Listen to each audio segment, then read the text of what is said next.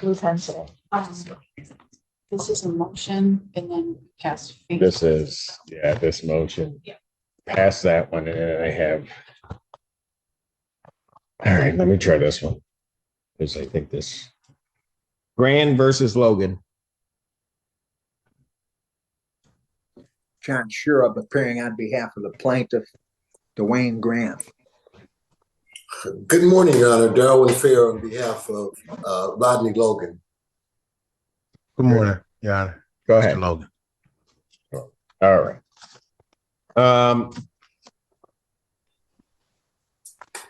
I hate to invite that when I have the two of you. I understand the issue that's involved. So is there anything else either side wants to tell me?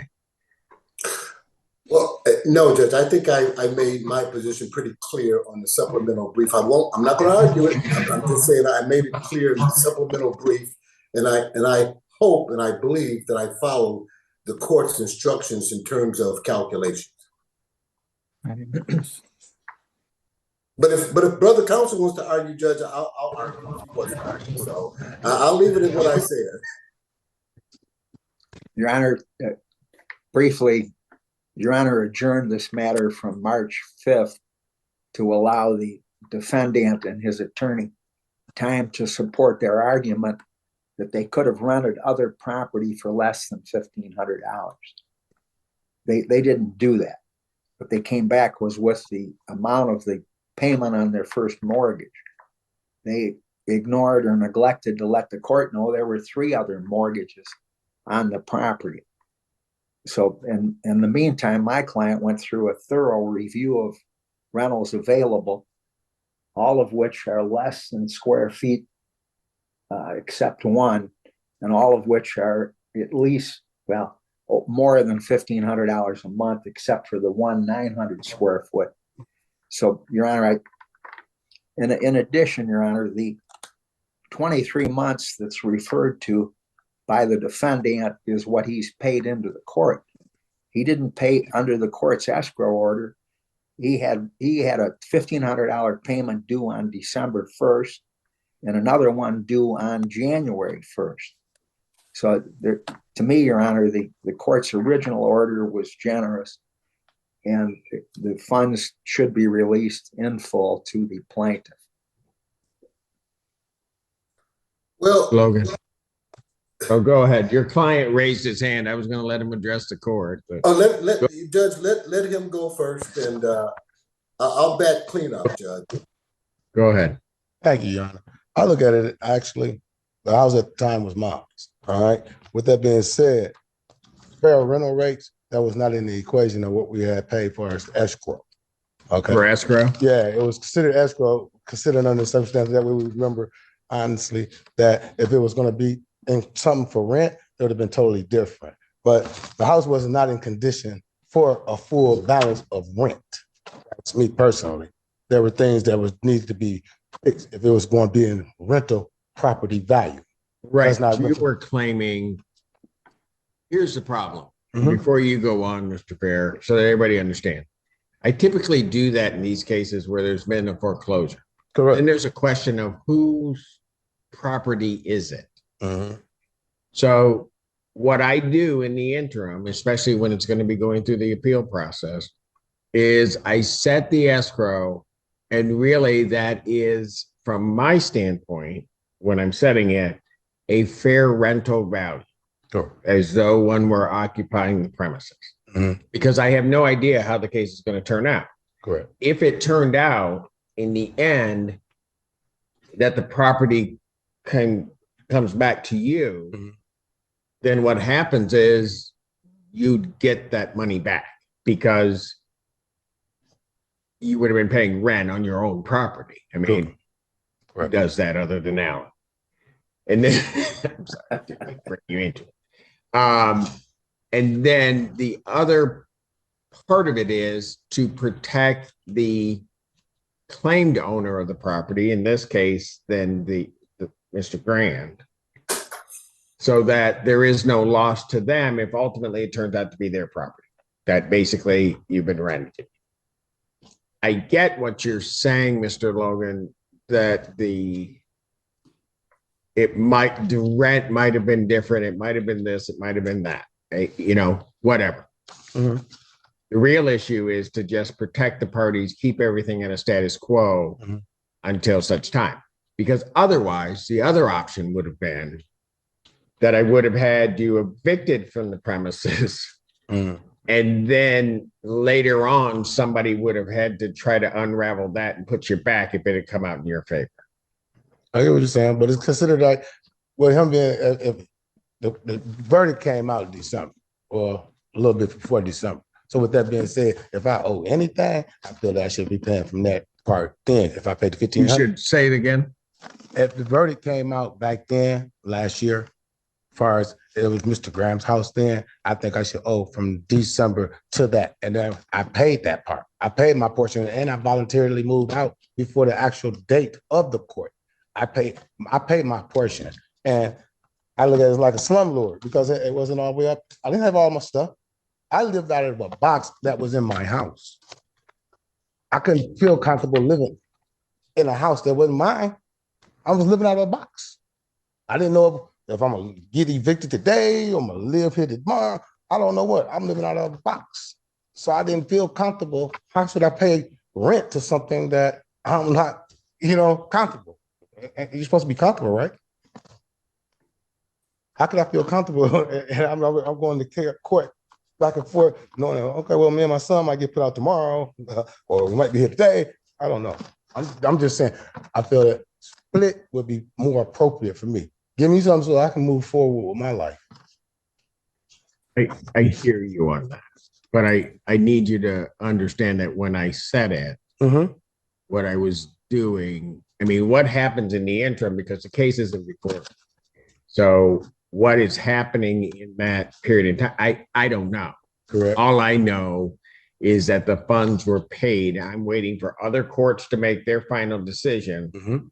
And then at that point, the escrow, and then ultimately these two attorneys come back and fight about that because they've done it before. I agree. It's like Groundhog Day for me. All right. So I get it. Judge, can I, Judge, I didn't want to say anything unless brother counsel argued, and so I just wonderful job himself, but you go right ahead because there's just real quick. Just real quick. Go ahead, Okay. Mr. Fair. Well, it's been my experience, and although I don't have the transcript in front of me, I would have argued that escrow should have been the same amount as the mortgage payments. And that is typically where the argument lies with foreclosures, because the plaintiff never had any relationship with the defendant other than a sheriff's sale.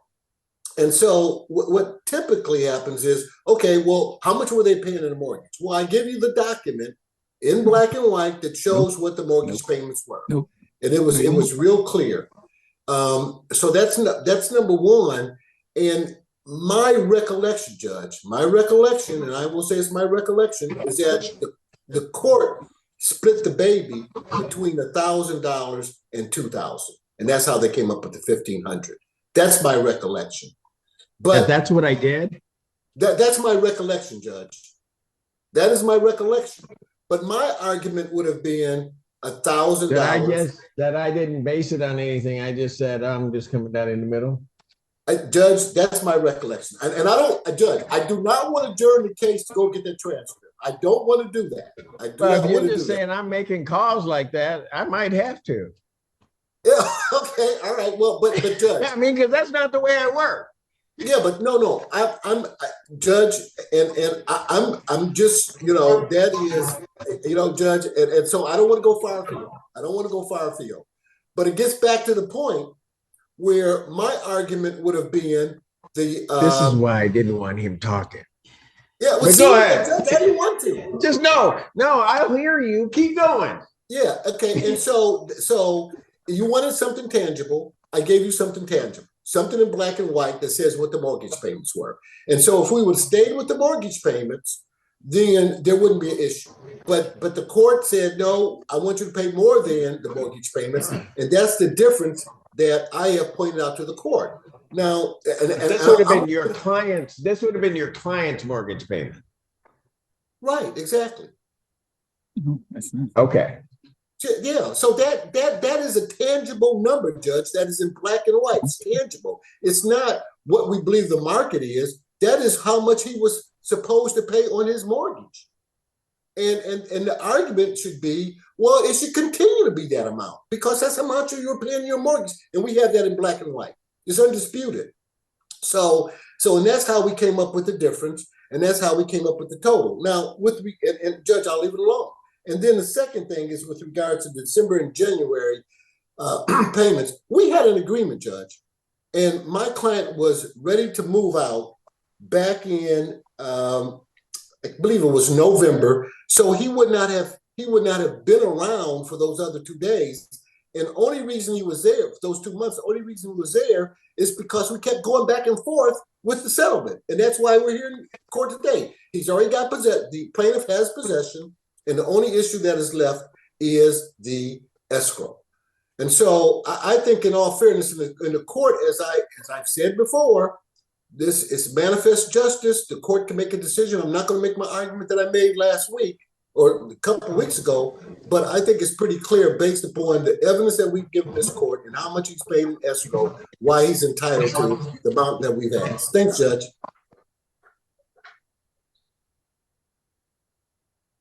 Your client has his hand up. I'm presuming he wishes to address the court. Yeah, can I? Sure. Everybody else has. Yeah. Sorry to waste your time, but Mr. Fair submitted one of 3 mortgage payments. There were actually 2 other mortgages on the property as well. So he did not submit those, and I would have loved to have I'm sorry? Whose mortgages were those? Mr. Logan's. Is that correct, Mr. Logan? No, I only had one. You had one mortgage. I never refiled, never took escrow out. I never did anything with this house. I've been in this house for. Hold on. I'm just asking all that. Where are these other 2 mortgages? Yeah. Your Honor, if I might, we attached a title search done about the time of the foreclosure, September of 2019, that shows 3 additional mortgages on the property in addition to the first mortgage. Did those have to be paid? Did those have to be paid off? I mean, it's one thing to have it on title work. They dropped it. Those were extinguished, Your Honor, upon the failure of the if once the first mortgage foreclosed and wasn't redeemed, the junior mortgages were extinguished along with the rights of the owner. Okay, but then there's no loss. I'm sorry. No, they're not payable by anyone at this stage, other than the note that Mr. Logan may have signed. But all those mortgages were subsequent to the mortgage that was foreclosed, and that is Exhibit A that we attached. Here's the problem. Here's the problem. Last time that you were here, Ms. Sherb, you started arguing about taxes being paid and everything else. And I'm looking at this one mortgage thing. I went back and I kind of looked. Certainly rents have increased. I can't make this something exact in terms of this. What's also very clear to me is a split of this amount is not an appropriate remedy, given the nature of what I do when I set this escrow. That is not an appropriate remedy where it would be a split. It also can come down to the fact that maybe, and sometimes it depends on the market, that once I get to the end of this thing, there theoretically might be where the new owner of the premises, theoretically, that Mr. Logan may owe more money than that. Or it could be less than that. And I have to have some basis upon which to set it. But while these mortgages were extinguished, and while Mr. Fair didn't follow the court's direction to the letter, I'm looking for numbers of some type of value during this time. Submit that. Your Honor, we supplied a list of current. I've given it to you, Judge. I know what you did. I know it. I mean, I get it. But I could also sit there and say, well, you know, I mean, rents are such a fluctuating thing. So I'm going to try to do the best that I can. At least I got a number of what the mortgage was. What were the payments on these other junior mortgages?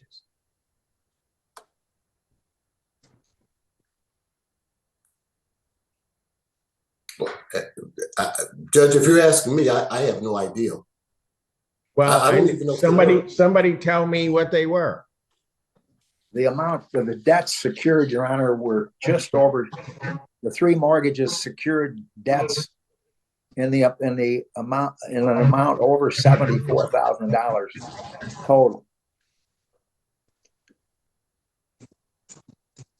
That's not a number.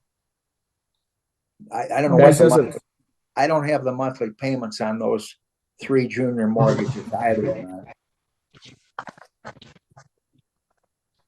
Okay, well, the senior mortgage, and I'll try to do it this way. The senior mortgage secured how much of that 74,000? Your Honor, that was the senior mortgage was for another. The balance was over $132,000. The sheriff's deed, actually, the amount bid at the sheriff's sale was $145,000. I believe that was Exhibit 1 or 2 to the defendant's answer to our motion. That's in addition to the $74,000 owed on the three other mortgages, Your Honor. So the mortgage payment on the $145,000 first mortgage debt was $1,250. The other three were about half that amount, which would have been another $625 on that basis. Well, except that it can't be a whole 625 because there's an escrow payment that's built into that first one that's not going to be built into the other. Your Honor, the amount that was bid at the sheriff's sale doesn't include any escrow amounts. You know what, folks? It is rather amazing to me that you guys can't figure this out. We tried, Judge. Wow. We tried. That Judge, that's why you get paid the big bucks. No, and I'm going to tell you, I think, and pardon me for saying this, but I think greed is an extraordinary thing. I agree. Much like other, I guess, prejudice, it may be 7 deadly sins that causes people to do things they probably shouldn't do. It probably causes much more angst in their life than it needs to. I have a total of $34,500 in escrow. What I'm going to order is that, because I'm done with argument on this and just looking at everything, I'm going to order that defendant will receive $5,000 of that amount, the balance to the plaintiff. Sounds good to me. Thanks, Your Honor. As always, you're a fair judge, even though you don't have my last name. There's no need, Mr. Fair, to continue to try to flatter me. Mr. Fair, you will prepare the order. I will prepare the order, Judge. All righty. All right. Thank you. Thanks, I Your Honor. truly appreciate Thank you, your time. Your Honor.